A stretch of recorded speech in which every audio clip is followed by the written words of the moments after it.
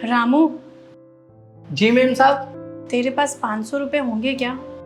वो मुझे थोड़ा सा काम था। 500 रुपये? ये लो मैम साहब। मैं तुझे तेरी अगली सैलरी के साथ ये पैसे वापस कर दूंगी। ठीक है मैम साहब, जब आपको देना हो तब दे देना।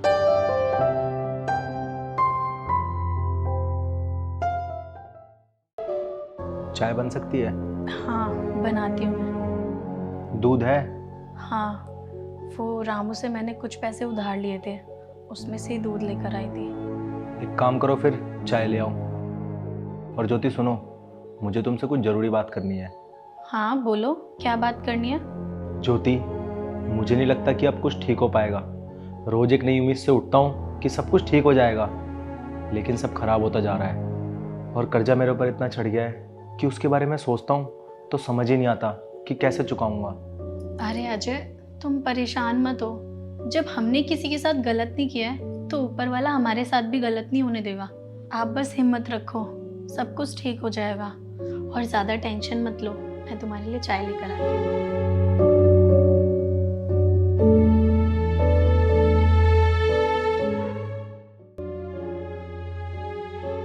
रामू सुन, जी मैम साहब बताइए। कल से तू काम पे मत आइयो। लेकिन क्यों? मैंने कहा ना तुझे, कल से काम पे आने की कोई ज़रूरत नहीं है तुझे। नहीं मैम साहब, जरूर कोई बात है। आप मुझे काम पे आने से मना क्यों कर रही है? बताइए मुझे, मुझसे कोई गलती हो गई है क्या? देख, तेरे साहब ने ना नया बिजनेस स्टार्ट किया था, इस घर को गिरवी रखकर, और थोड़ा बहुत मार्केट से भी पैसे उठाए थे। पर जो पार्टनर था ना उनके साथ, उसने धोखा कर दिया और धोखे से सारा बिजनेस अपने नाम कर लिया। और जैसे तैसे करके अब हमारे पास बिजनेस नहीं है और ना ही ये घर रहा, और मार्केट से जो पैसा लिया है उसको भी चुकाना है। हमारे पास बिल्कुल भी पैसे नहीं है, हम लाखों के कर्जे में आ चुके हैं और हम तुझे पैसे नहीं दे पाएंगे। तो इसीलिए मैं बोल रही हूँ, कल से तुझे काम पे आने की कोई ज़रूरत नहीं है। मालकिन, मुझे ये नहीं पता था, और आप परेशान मत होइए। अगर आपने और मालिक ने कभी कुछ गलत नहीं किया है ना, तो भगवान भी आपके साथ कभी गलत नहीं करेंगे। और आप ऊपर वाले पे भरोसा रखिए, एक ना एक दिन सब ठीक हो जाएगा। और आपने ये कैसे सोच लिया कि आपके बुरे वक्त में मैं आपका साथ नहीं दूंगा? रामू, तू हमारी वजह से अपना नुकसान क्यों कर रहा है? तेरा भी तो घर परिवार है ना, उन्हें भी तो पालना है तुझे। और जब तुझे यहाँ से पैसे नहीं मिलेंगे तो तू क्या खिलाएगा उनको?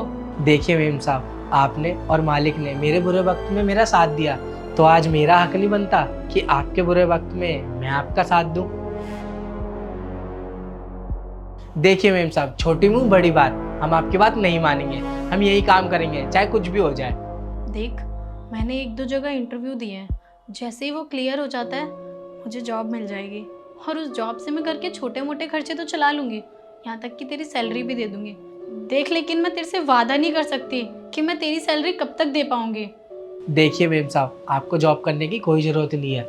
एक ना एक दिन सब पहले जैसे हो जाएगा। आप भगवान पे भरोसा रखिए। भगवान करे ऐसा ही हो जैसा तूने बोला है।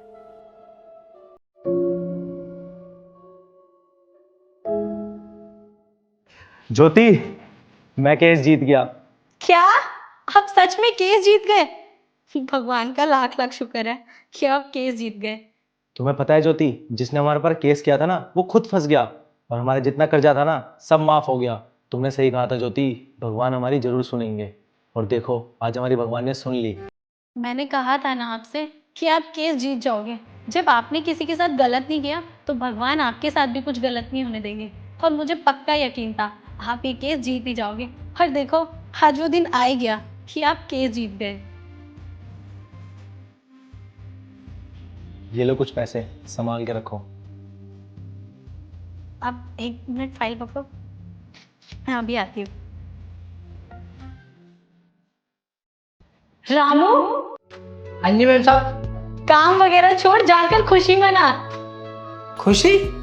अरे तेरे साहब केस जीत गए हैं। अरे ये तो बहुत खुशी की बात है। आप लोग बैठिए, मैं आपके लिए चाय बना के लाता हूँ। चाय बनाने की कोई जरूरत नहीं है, तू मार्केट जा, वहां से मिठाई लेकर आ। इतनी खुशी की बात है। और तुझे तो भरोसा था ना कि तेरे मालिक केस जीत जाएंगे। हम ही पागल थे जो हिम्मत हार कर बैठे हुए थे, पर तुझे तो पूरा यकीन था कि साहब ने कुछ गलत नहीं किया है तो उनके साथ भी कुछ गलत नहीं होगा। सब कुछ तेरी बदौलत हुआ है। अरे मेम साहब, हमारे कारण कहाँ कुछ हुआ है, सब कुछ तो भगवान की मर्जी से हुआ है। आप सब बैठिए, मैं मिठाई लेके आता हूँ। हाँ, ये ले पैसे। और सुन, इसमें तेरी सैलरी है और जो 500 रुपये मैंने लिए थे ना वो हैं, और कुछ एक्स्ट्रा पैसे भी हैं। मेम साहब, तनख्वाह तक तो ठीक है, पर ये एक्स्ट्रा पैसे मुझे नहीं चाहिए। एक्स्ट्रा पैसे ये आप रख लीजिए। अरे रामू, तू हमारे घर के सदस्य की तरह है। जब तूने हमारे दुख में इतना साथ दिया, हमारे बुरे वक्त में तूने हमारा साथ नहीं छोड़ा, और जब हमारा अच्छा वक्त आया तो हम कैसे भूल सकते हैं तुझे अपनी खुशी में शामिल करना। धन्यवाद मेम साहब। अब आप बैठिए, मैं मिठाई लेके आता हूँ। घर में खुशी का माहौल है।